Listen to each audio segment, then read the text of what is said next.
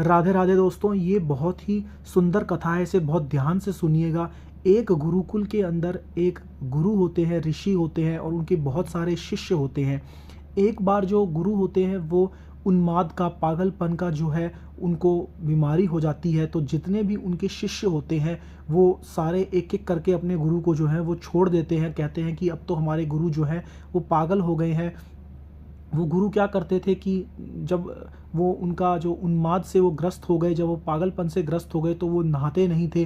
कोई भी उनके पास आता था तो उन्हें पत्थर फेंक के मारते थे और सबको भगा देते, सबको बुरी बुरी बातें बोलते थे और बहुत सी ऐसी अन्य चीज़ें करते थे जिससे सारे जो शिष्य हैं वो छोड़ के चले गए। लेकिन एक शिष्य ऐसा था जो उनको नहीं छोड़ के गया और ऐसा बहुत साल बीत गए। 1-2 साल बीतने के बाद गुरु अपने आप ही ठीक हो गए। तो गुरु ने जब देखा ठीक होने के बाद तो आश्रम में कोई भी शिष्य नहीं था, लेकिन सिर्फ एक ही शिष्य था। उन्होंने उस शिष्य से पूछा कि बाकी शिष्य कहाँ गए। तो शिष्य ने बताया कि गुरु, जब आप जो पागल हो गए थे, उन्माद से ग्रस्त हो गए थे, तो सारे शिष्य जो हैं वो आपको छोड़ के भाग गए। तो गुरु ने पूछा फिर तू क्यों नहीं गया। तो उस शिष्य ने कहा, हे गुरु, मैं आपको छोड़ के कैसे जा सकता हूँ। आपको कौन भोजन खिलाता, आपको कौन नहलाता, कौन आपकी सेवा करता।